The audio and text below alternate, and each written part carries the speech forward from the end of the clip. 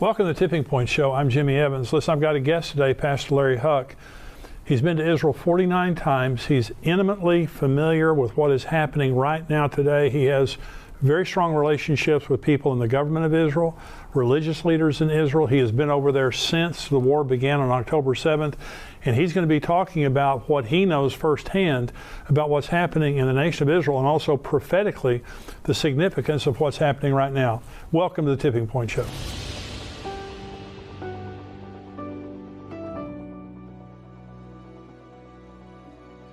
Larry, thank you so much for joining me today. My honor. I'm really glad to be here with you, Jimmy. Well, you know, I said in the introduction, you know, you've received awards from the nation of Israel because of your faithful service and devotion to them for many years, not without a price. Yep. I think anyone who stands up for Israel, there's a price that you pay, but there is an eternal reward that we know of. There is. That God's going to bless those who bless Israel, curse those who curse Israel. And so you have relationships on many levels with the political leaders, religious leaders in Israel. And I want to kind of focus in this talk about what's happened since October 7th, the anti-Semitism, the wars and things like that. But just tell me, in your conversations with some of the leaders of Israel, what are they saying? What are they thinking? Well, you know, right after the war started, I really felt God speak to me to go over there and show my support and stand with Israel. And I was actually at the airport in JFK, and all these Jewish men are getting ready to get on the plane, and this man walks up to me and says, "Are you Israeli?" And I said, "No." And he goes, "I didn't think so." He goes, "Why are you going to Israel? Who are you? Why are you going to Israel?" Because the war had just begun. And I said, "Well, I'm Larry Huck." And the guy goes, "Oh, I know who you are. I've heard of you." And he said, "I just brought hostages to speak to Congress to help get America to stand with Israel." And so when I went over there, Jimmy, it was so sad because what happened on October 7th is beyond anything that we can imagine. And you and I are about to view a video of that at the embassy in Israeli embassy in D.C.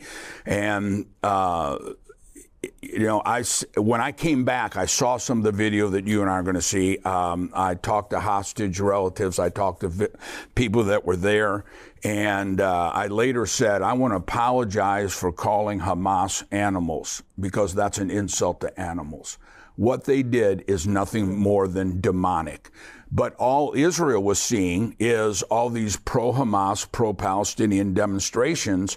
And so from the guy who picked me up at the airport, my driver, to our security, our bodyguards, to politicians, they were tears in their eyes seeing Christians, Gentiles, being vocal and standing up with the nation of Israel.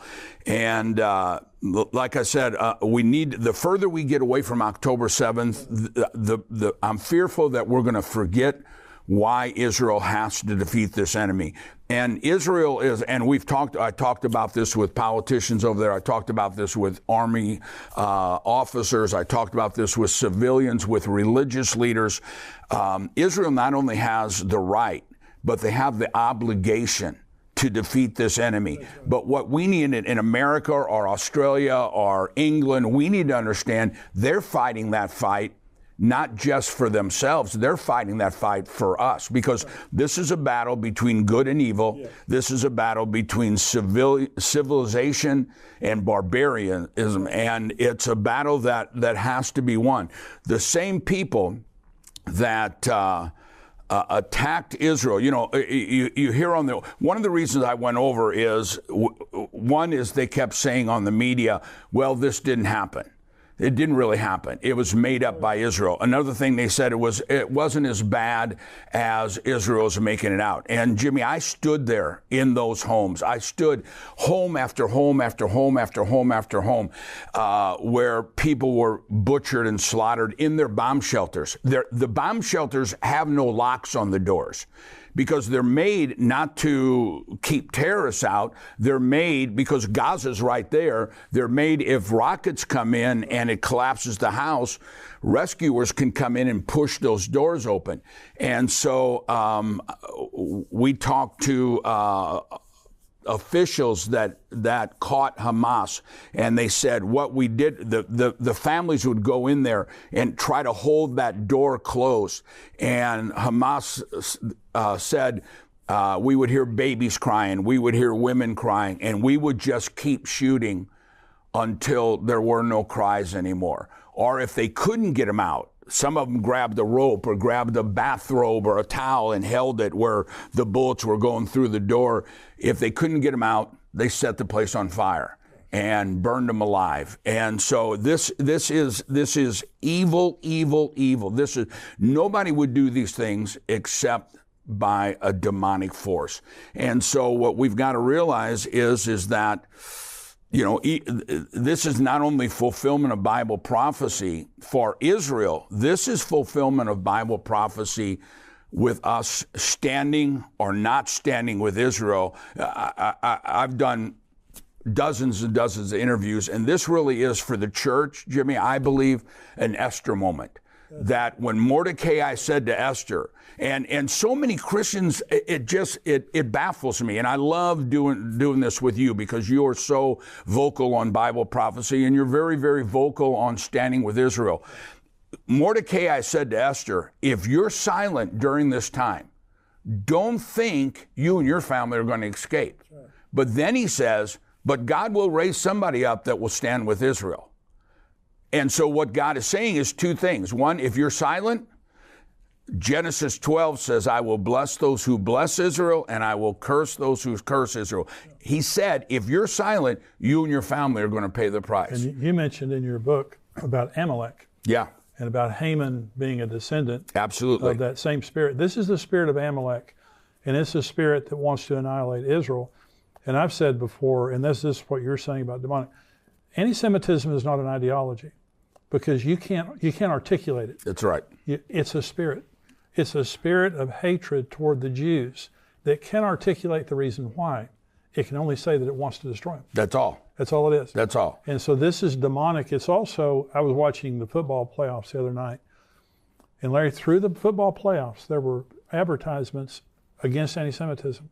Okay, which is great. Yeah. They need to be there. Yeah. But can you imagine the day and time that we live in? It's so global. And in my neighborhood, about 3 weeks ago, there was a pro-Palestinian protest in my neighborhood, about a mile from my house. Yeah. And about 100 people yelling on loudspeakers, apartheid state, genocide, all this kind of stuff. And in my neighborhood, I was shocked at how many cars are going by honking in support. Yeah. And that's why Christians have to stand up and not fear standing up for Israel. And be educated on why we're standing up for Israel. Yeah. You know, let me address that in two ways. First off, the spirit of Amalek is, it doesn't matter what it costs me, I'm going to kill Jews.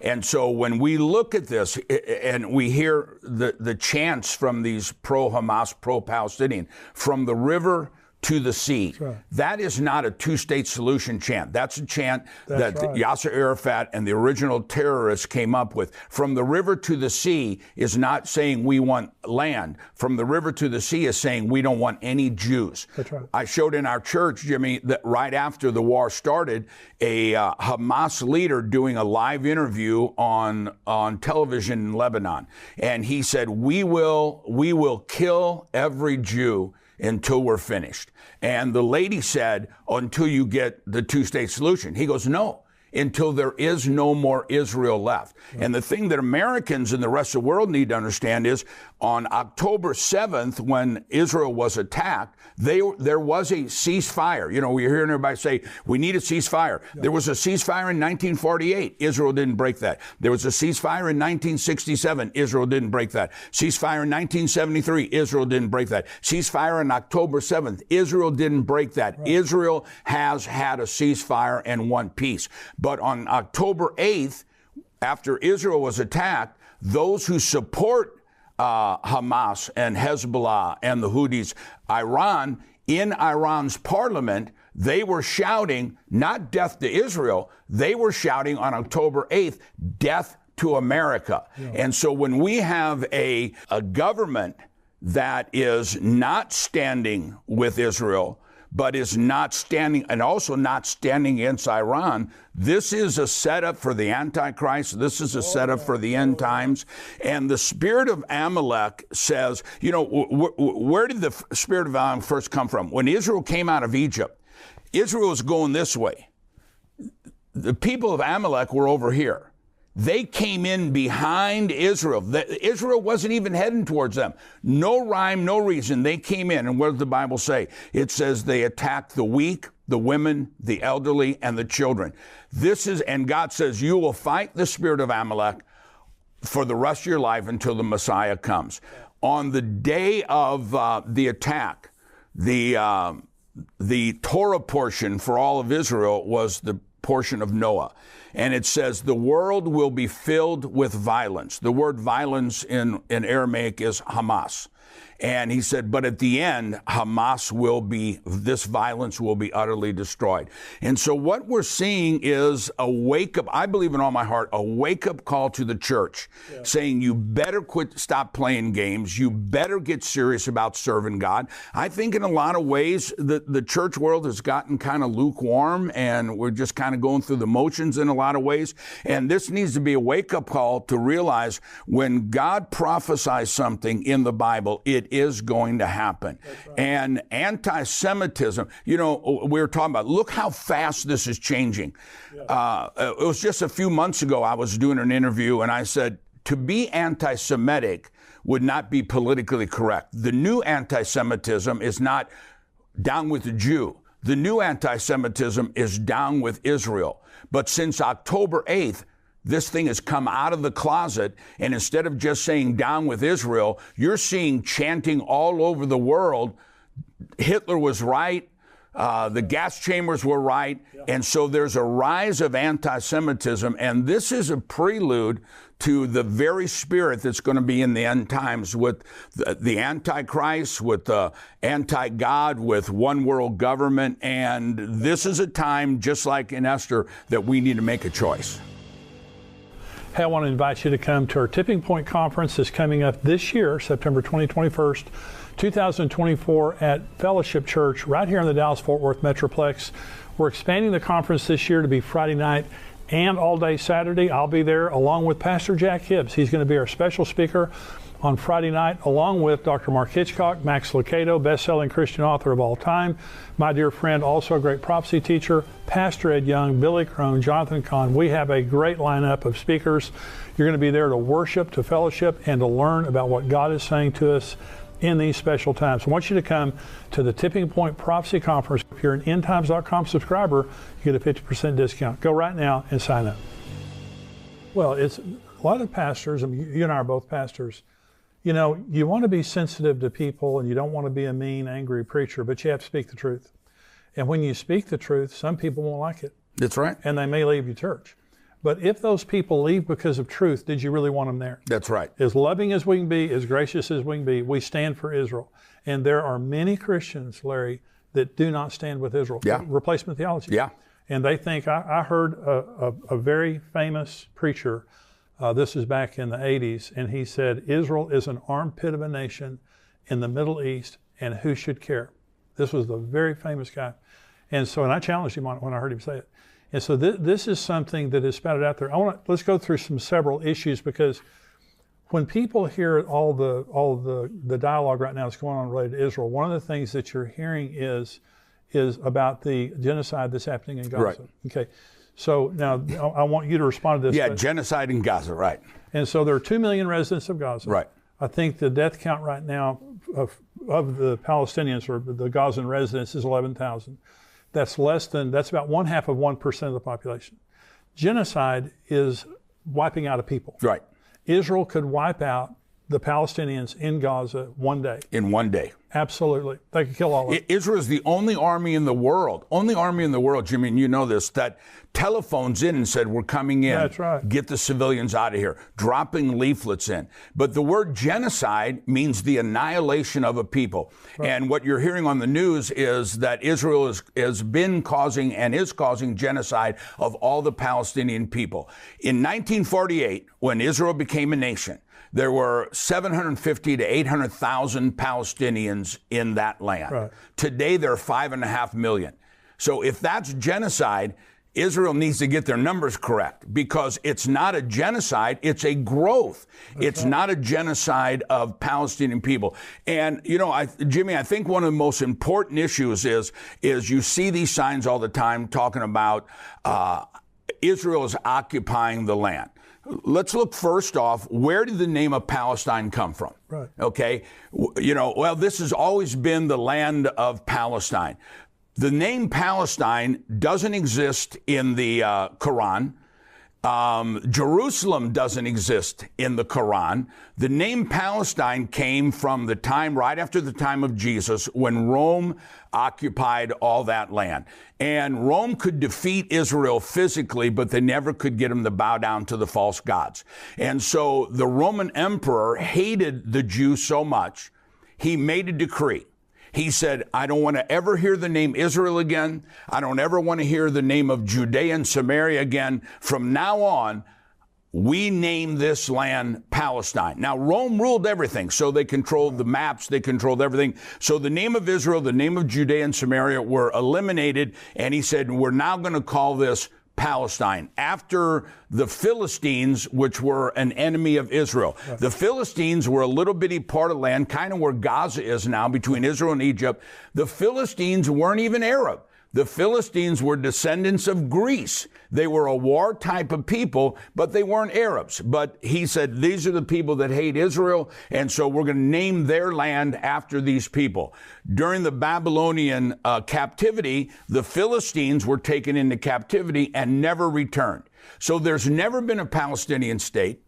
There's never been a Palestinian flag. There's never been a Palestinian government. This is all modern fallacy that the world has embraced as if it's historical fact. Where this happened is that in 1948, well, we'll go back for 400 years, from 1517 to 1917, all of that land, all what we call the Middle East, was ruled by the Ottoman Empire. Right. The Ottomans were not Arabs. They are Muslim, but they're not Arabs. So all of this is the Ottoman Empire, not Philistine, not Arabs, the Ottoman Empire. When the Ottoman Empire partnered with Hitler in World War I, they were defeated, and so the Allied forces came in and said, okay, here's the Middle East. We're going to divide this up. It's not the Ottoman Empire anymore. So here's Lebanon, here's Syria, here's Transjordan, here's Iraq, Iran, here's Egypt, here's the land of Israel. From 1917, you have the Balfour Declaration, you have the San Remus Declaration, and all of this land was divided.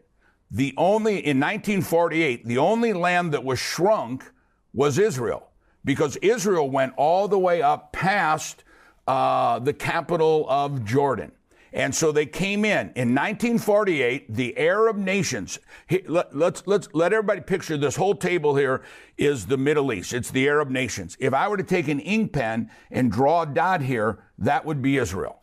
So all of these Arab nations and this dot Israel came against Israel in 1948. Israel won. But from Jordan, they came in, and they occupied that land, which was Israel, right, which is now the world calls the West Bank. God calls it Judea and Samaria. Right. So the ones who are occupying are not the Israelis. The ones who are occupying are the ones who are Palestinian. But Israel said to the United Nations, the League of Nations gave it to them first. Then Israel said to the United Nations, we'll have a two-state solution. They came in after 1948, we'll let them stay. Every Arab nation said, we don't want a two-state solution. Right. We don't want it. You look at when Yasser Arafat and met with Clinton at Camp David. They said, we'll give you everything you want. We just want peace in the Middle East. Arafat got up and walked out. And so when Lebanon, Syria, Jordan, Egypt, Israel, Iran, Iraq were all given, this land in 1948 was given to the land, the people, the Jewish people, the land of Israel. Nobody else had to change their borders. So everybody else gets land, but Israel doesn't get any. So in 1967, again, Israel was attacked. Israel miracle victory in the battle, 1973. So during this time, Yasser Arafat, the terrorist, hired a PR firm out of New York. The middle guy's name was Anderson. It was 3 names. And they said, how do we change the world perspective on the Arab nations and Israel? And they said, Israel's this dot. The Arab nations are Goliath and Israel's the David. You've got to make Israel the bad guy and make the Palestinian people the little guy. You got to make Israel Goliath and the Palestinian people the David. And so they had a huge worldwide campaign. It was a PR stunt to say Israel, instead of all the Arab nations picking on little Israel is picking on the Palestinian people. And it was nothing more than a political PR stunt to try to get people to change their opinion of Israel. And that has lasted. It's a lie. It's a false concept. Absolutely. And Israel has over and over and over again tried to have peace. They want. I've been to Israel now 49 times. Wow. And I have good Israeli friends. I have good Jewish friends. I have good Palestinian friends. Everybody that I know wants peace. It's these radicals that try to stir it up and make the world try to hate Israel as the occupiers, and it's not true. That land, biblically, politically, archaeologically, legally, that land belongs to the Jewish people. Absolutely. So in 1948, the two-state solution, 1947, the land was partitioned by the United Nations. The Jews accepted it. Right. And the Arab nations around rejected it and attacked Israel. Exactly. Okay. From 1948 till 1967, Jordan controlled they controlled the West Bank, they controlled East Jerusalem, they controlled Gaza. Because they came in. That's right. Yeah. And they never one time wanted a two-state solution and all that time. Never. They rejected the two-state solution in 1948. They had control of that area, and they never said, hey, Palestinians, we're your brothers over here in Jordan. Let's set up a two-state solution for you. One other issue is, again, we're trying to educate Christians and the church on why you should stand up for Israel and reject the nonsense. Apartheid is a label that we first of all heard in South Africa. Yeah. So in this Palestinian protest that was happening in my neighborhood, on a loudspeaker, they were shouting, Israel is an apartheid state. Now, apartheid means one group of people is controlling and excluding everybody else. That's not true in Israel. Not true. So the Knesset is made up of Muslims, Jews. Absolutely. And you know, the Knesset, which is the Israeli government, is made up of Christians, of Jews, of Muslims. Show me any Muslim country that has Christians and Jews. And we talk about, there were some people that fled out of there because the Arab war that the Arabs started. But if you look at all the other Arab nations around there, there has been millions of Jews that have had to leave those Arab nations, which had been their home for 1,000 years. Yeah. They had to leave because of the persecution on the Jewish people. But look at Gaza. In 2005, they once again said land for peace.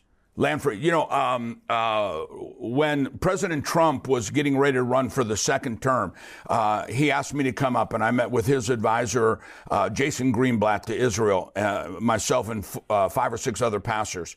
And so he said, Pastor Larry, what about land for peace? I said, it'll never happen. It won't happen. They don't want it. And I said, picture the Dallas Cowboy football stadium, and that's the Arab nation. A matchbook down in the corner.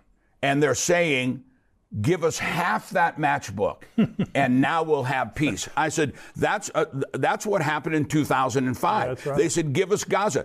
Gaza could have been a new Singapore. It could have been. It was unbelievably beautiful. They removed all these Jewish people out of there. They inherited all these farms and beautiful beaches and hotels. Since 2005, there has been, Jimmy, as you know, hundreds and hundreds of millions of dollars pumped into Gaza. And I just watched a Hamas leader on television probably about 3 or 4 weeks ago. And this interview said, of the hundreds of millions that have come in Gaza, you have 500 miles of underground tunnels for Hamas soldiers, but you don't have one bunker for Gaza civilian. There you go. And he said, we're here for the soldiers. Let the UN worry about the civilians. And so when we're talking about, you brought up genocide, they use civilians, yes, they use Israeli civilians, and they use their own civilians. I saw an interview of a Hamas woman calling for God to judge Hamas, a civilian from Gaza, calling for God to judge Hamas because they're using her and her children as pawns in this and putting their own people to danger. And so there has never been, in reality, number one, there's never been a Palestine. That's number one. There's never been a Palestine. That's a modern day PR New York firm invention. That for 400 years, it was the Ottoman Empire. And so the whole concept of land for peace is a false concept. They'll tell you this themselves. This is not a war for land. This is a war to eliminate Israel. And a war to eliminate Israel is a war to eliminate God. Yes. And when we talk about, Jimmy, the Esther moment, I believe prophetically, between now and this next presidential election, God is coming into the church, and he's going to separate the wheat from the tares. You know, you brought up Genesis 12. I will bless those who bless Israel. In Hebrew, there's a teaching called the avos, or the avot of something. That word means the father. What births what follows. And if you have the 10 commandments, none of those commandments work without the first one. Right. If you have put on the armor of God, none of those work unless you have the first one. And the avos of all blessings, the father of all blessings, is Genesis 12. Right. I will bless those who bless Israel, but I will curse those who curse Israel. So that's true for individuals, that's true for ministries, that's true for nations. And I really believe that God is shouting Bible prophecy, get ready. And I believe for those of us who stand with Israel and stand with righteousness and stand with the Bible, we're getting ready to see the greatest outpouring of God's blessing that the church has ever seen. Those who are silent and don't say anything and don't stand up for Israel, I think there's a separation of tares and wheat, because it's not just I will bless those who bless you, I'll curse those who curse you. And that's why it's so important that we stand up, educate the church on what's really happening, what is the historical fact of the land of Israel. Well, I hope you enjoyed that interview. Listen, this is a 50-minute interview. You just heard part of it. If you want to hear the rest of it, go to endtimes.com, become a subscriber for $7 a month. Not only do you get the Tipping Point show that comes out every Wednesday, you get all the other things that we do all week long from Brian Chagra, who is our correspondent in Israel, Mark Hitchcock, who is a scholar on the end times. Every Thursday he has his show, plus everything else we do. $7 a month, endtimes.com.